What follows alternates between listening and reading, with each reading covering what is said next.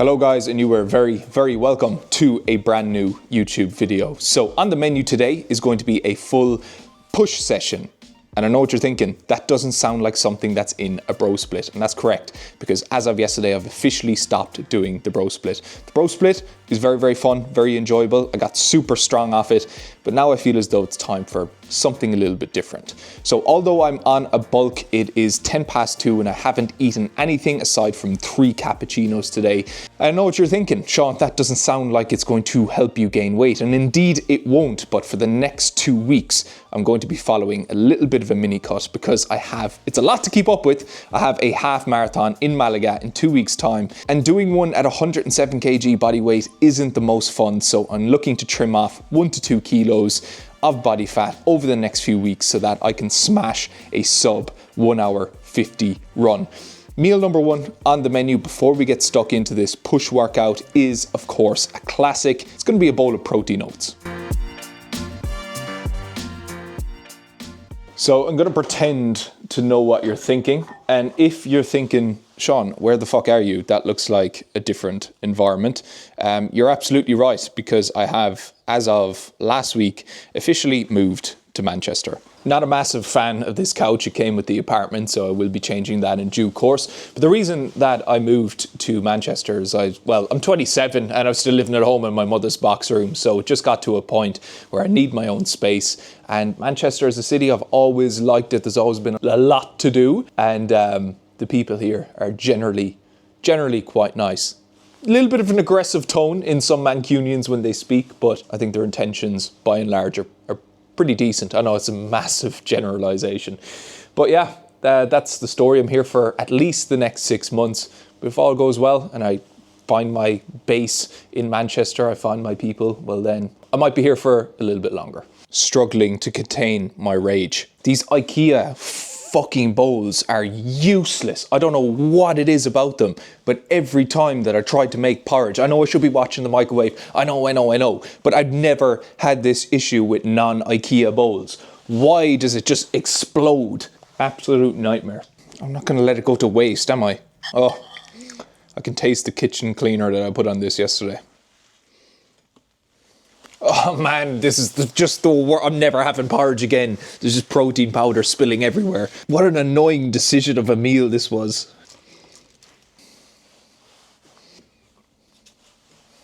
Here we have meal number 1 in all its glory. 80 grams of oats. We have probably about 300 milliliters of milk, some grapes, blueberries, and strawberries, and protein powder as well. Pre-workout update. We are onto a very exciting phase of the testing process. So I told you in the last video that I was going to do single scoop servings for all 4 samples originally, but now today is the first day in which I'm going to do double scoops. And the reason I'm doing double scoops is because in terms of stomach comfort, in terms of effect, we're getting somewhere. We're progressing quite nicely with it. But what the first samples fail to do is really just fucking blow my head off. And that's what we're looking to achieve with this pre-workout, is a pre-workout that literally blows your head off. So we have scoop number 1 and scoop number 2. Now, in case you're wondering, well, Sean, how do you not know how much caffeine is it? I'm blind testing it. So the manufacturers haven't told me what quantity of ingredients are in each sample, so it's up to me to pick my favorite one. Yeah, it's a very exciting process because anyone who's followed me for any length of time knows how obsessed I am with caffeine generally, but especially a fucking good pre-workout. How cool is it that I'll have a pre-workout, not with my name on it, but a name that I created. It's so smooth, so smooth. Right, don't ask how it happened, but I'm in Red's gym here. I was here last year. I filmed a leg day video, and it was just a gym that I liked for the main reason we have iron plates. So there's, as Tom Platz would say, there's nothing better than either squatting or bench pressing while also hearing the rattle of metal plates. I currently have 140 kilo loaded onto the bar, and my first set of 140 kilo determines how productive the rest of my session is going to be. So if 140 moves well, I'm going to try and set a PB. If it doesn't move so well, which I'm not sure if it will because my chest is a bit tender from my session on Monday, then maybe I'll keep something in reserve. Without yapping too much about it, let's just see how it goes. That felt pretty quick, especially because it was paused as well. 150 loaded onto the bar. My attempt is going to be 5 paused repetitions. If I can get 5 paused repetitions, I'll be quite happy with it. I managed to do 160 for 2 sets of 4, 3 or 4 days ago, but I didn't pause it. And my goal is to pause bench 180. So I feel as though it's probably a little bit more beneficial to start practicing that actual movement now.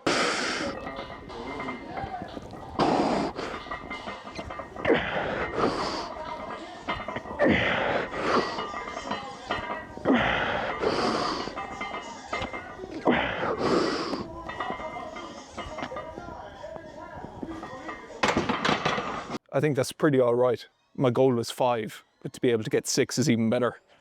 And I think I've got about 4 weeks left to nail 180 paused. And as of right now, I think I'm in a pretty good position. Possibly with a spot would have been able to get 7.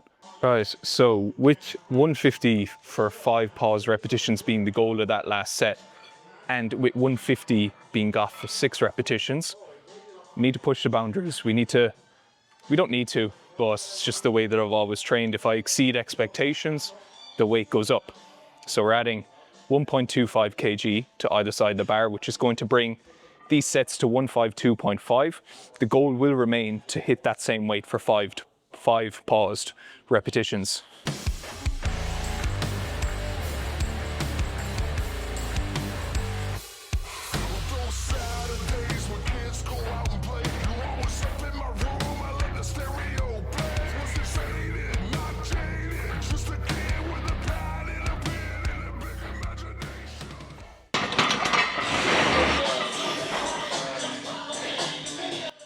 Okay, whatever about getting 6 of 150 in set 1, 6 of 152.5 was not on the menu for set 2. But it just goes to show there's so many variables that can affect your performance in a set. One of which happened to be the song that I chose. And this one just had a little bit more life than the, it's like a drum and bass song that I had in set number 1. But click, click, boom just hit right. And I ended up getting 2.5 kg heavier for the exact same amount of reps. I jokingly referred to it in the last video, but something that I've been consistently doing for the last few weeks is back off sets. So I'll do 2 working sets, that's at a heavy, challenging weight for about 5-6 repetitions. Then I'll cut the weight by 10-15%. I think this is less than 10%, but roughly that ballpark. And then do as many repetitions as I can off of it. So you're going to be able to do more reps, obviously, at a lighter weight. I'm not quite sure of the exact mechanism that's causing you to get stronger, but it's worked for me over the last few weeks.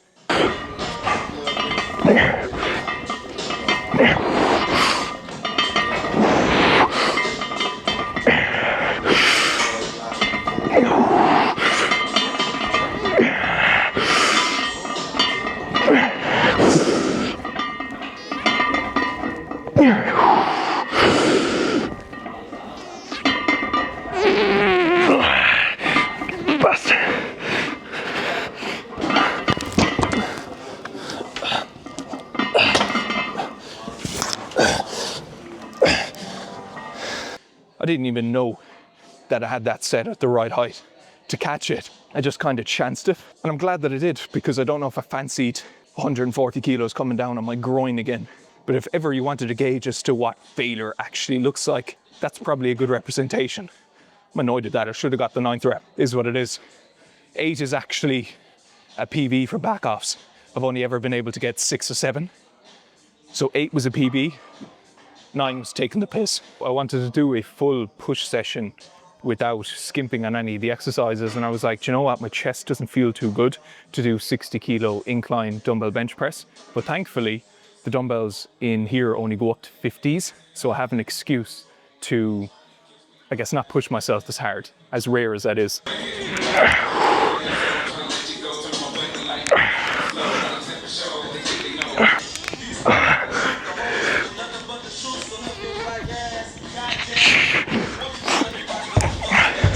I don't think I've ever explained why I've started doing flies for the incline chest. And the reason being is because my lower chest is quite well developed, and that generally comes from getting quite good at flat bench press. You're going to be hitting a good chunk of your lower chest, and possibly the mixture that I just have decent genetics for building a sizable lower chesticle. So I've recently started incorporating 2 incline variations, 1 flat variation. The flat variation, as I said, going to hit mid-pec, going to hit a little bit lower as well. But most people will be slightly underdeveloped. Not all people. Again, depends on your training style, depends on your genetics. But the chances are, if you're going to be underdeveloped in one area of your chest, it's going to be your upper chest. So possibly allocating a little bit more volume towards incline variations might be useful if you fall into that category.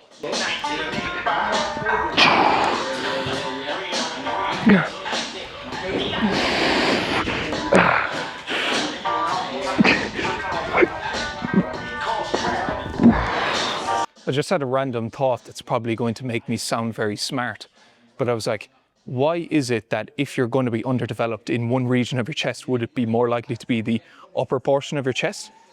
And really and truly, I think it's down to the convenience of training an exercise that biases your mid portion of the pec or the lower portion of the pec. You come into most gyms, you're probably going to have a decent choice of flat benches, barbell benches. It's probably more convenient because the default setting on most dumbbell benches is going to be flat. And if you're someone who's not the most comfortable in the gym, you probably don't want to be seen messing around with the angles of the actual dumbbell bench, because maybe you don't know what you're doing, or maybe you're too anxious, or maybe you're too nervous.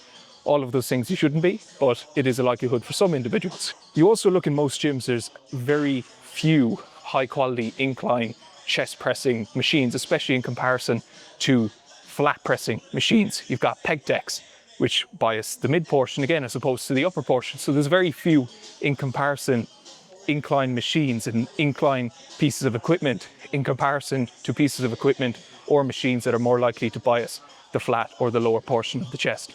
It's like every time it comes to doing a lateral raise, I have a different perception of whether I like it or not. And today I hate lateral raises. So once I saw this machine lateral raise, I was like, oh yeah, that's a bit of me. Sometimes I like cables. Most of the time I hate it. Sometimes I like dumbbell lateral raise. Most of the time I hate it. A machine lateral raise is definitely more enjoyable because I don't do it as often. So long story short, your lateral raise variation can be whatever the fuck you want it to be. It can be a machine if you're lucky enough to have one. It could be a cable if you can't be arsed to do dumbbells. Or it could be dumbbells if you're a bit of a masochist.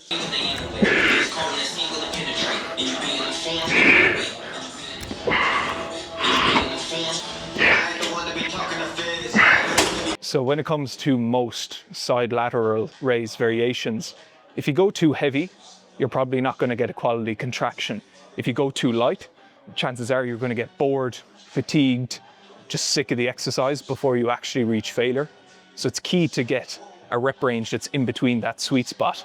Not too heavy, that you can't execute pretty decent, dare I say, strict technique, but not too light. They're able to do strict technique so well that you're doing 60 reps before you even approach the idea of failure. So using a weight that's somewhere between 10 to 20 repetitions before you hit failure is going to be ideal in most circumstances.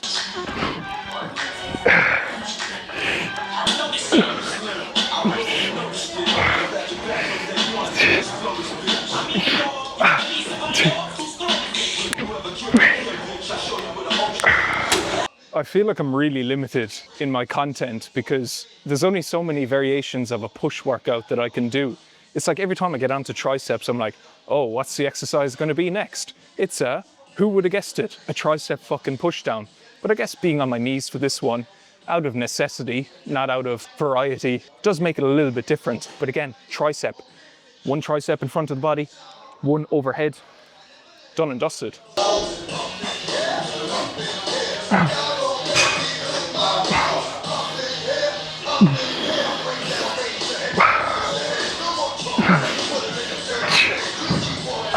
I don't think I'm appreciating just how significant the strength progress on bench press has been over the last 2 YouTube videos.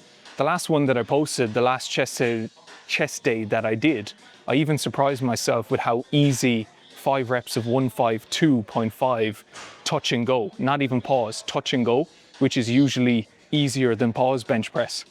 So I got 5 reps, 3 sets of 5 reps, and I was absolutely ecstatic with it. And that itself was a PV for me. Today, I've come in and managed to do the same weight, paused for an extra repetition. So that is huge progress that I've seen over the last 2 weeks. Both of those sessions were preceded with, well, on this occasion, 2 scoops of my brand new pre-workout. The last session was a different version of the pre-workout that I'm making for 1 scoop. So I think I'm being a little bit too modest about the effect that that pre-workout has had on the sessions that I've had and the PBs I've been able to set. It just hit me there that I wasn't paying any attention to it whatsoever. So although I feel as though there's a little bit of extra oomph that we can put in to the pre-workout, I think we're onto a winner with the formula.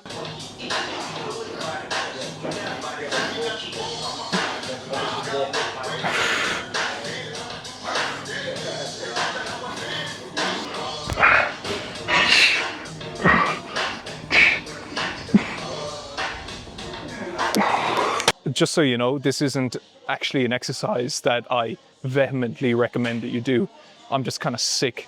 Actually, I'm not sick of it. It's an all right exercise. But the cable, I actually don't know why I'm doing this exercise. Part of me wants to say because I'm sick of the overhead cable extension. The other part of me wants to say that I don't want to do the overhead cable extension because the overhead cable extension station is busy and I feel awkward filming there. I think that's it. I'm gonna do a overhead easy bar tricep extension. Again, probably not the most practical exercise. Give it a go if you want. I'm not your mother. I am your father though.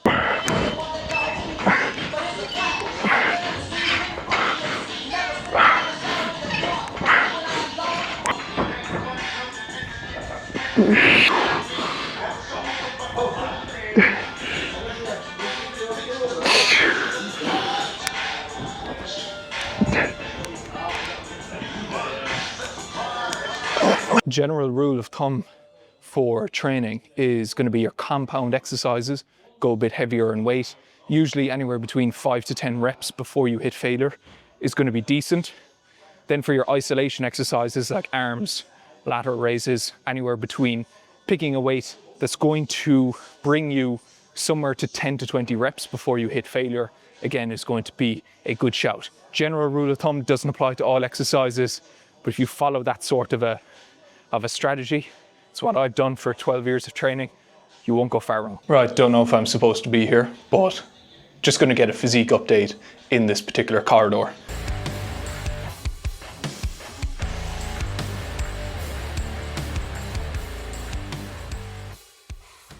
I've come home to quite the special delivery. It's in smithereens now, but I was wondering, what the fuck was this massive pack? Get your mind out of the gutter, not that massive package that was waiting for me in the lobby. Turns out, Brewdog have sent me an advent calendar full of IPAs. I'm not an IPA man, my hair isn't half long enough for it, but they will be drank.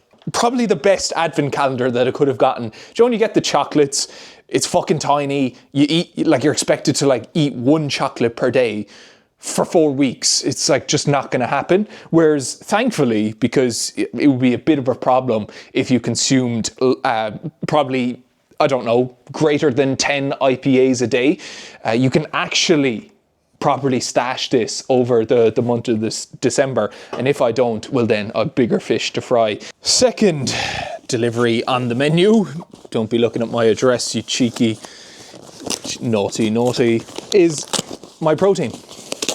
It's not your protein, it's my protein. And I absolutely raided their winter coats because I don't have any. Well, not just their winter coats. I have stocked up on these ribbed muscle fit tank white vests because I did a shoot with MYPROTEIN last week and I looked insane in these old school vests. More vests, white ribbed vests. We have a graphic hoodie, which I think is pretty cool. Nice material as well. Very, very soft. And one of the items, I've got some more coming that I'm excited about, is this massive winter jacket. It's called burgundy in color, but I call this plum maroon. So it turns out this jacket, as you can tell from the change in lighting, isn't in fact maroon, burgundy, plum, it's chocolate. So if you want to search chocolate jacket on the MYPROTEIN website, it'll bring you to something that looks as nice as this. Code Sean, you know the drill. I'm fucking starving. I've had like 2 grams of porridge today. I didn't take any meat out of the freezer before I went to the gym, so realistically I don't even know what I'm gonna have. Would it be inappropriate if I made a start on the IPAs? Would there be something wrong with that? I know this is a fitness channel, but it's fitness in name only, not in my actions. No, do you know what? No, you only want the IPAs because they're there, they're convenient. It would be 2 seconds to crack open the can and you'd be glugging 3,000 the cans. So no, I'm going to be, this is where I'm meant to implement discipline. This is what I preach to my clients. Be disciplined, be routine. Don't fall to...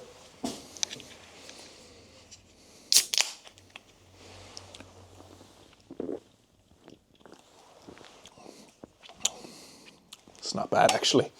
Right, so I figured what I'm going to do, I'm going to go to the shop across the road, pick up a massive packet of chicken, make a big fuck off dish of chicken pasta, and that's going to be my final meal of the evening. I have to get to bed early tonight. I have the luxury of getting to bed early tonight because in the morning I'm catching a flight to Barcelona.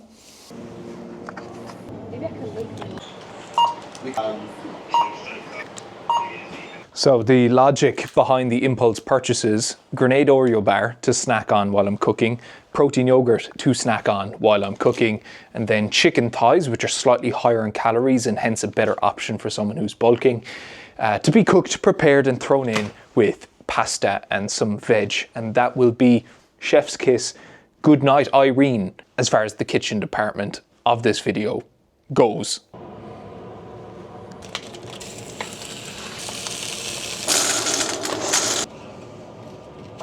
The fucking apartment's a mess. And this is your first impressions of it. It's not always like this. I have a small plate and a bowl because that's all that I've left in the press, because I haven't put on the dishwasher this week and I, unbeknownst to myself, had run out of plates and cutlery. So we're down to a small plate and a small bowl, not out of desire, but out of sheer necessity. We have pasta, we have a bit of Philadelphia, cream cheese, we have chicken, onion, pepper, sweet chili sauce, and a bit of pasta sauce. Bone apple teeth. So, as you can see, I'm currently packing for Barcelona tomorrow, so I guess that means we're gonna have to wrap up today's video. Thank you very much for tuning in. If you're picking up anything from MYPROTEIN, code Sean. If you're picking up anything from GYMSHARK, code Sean10. I'm gonna leave a few things, bits and bobs in the description of this video to give you a bit of value as a thank you for watching this video. And outside of that, hopefully I'll see you in the next one where it's appropriate. Adios.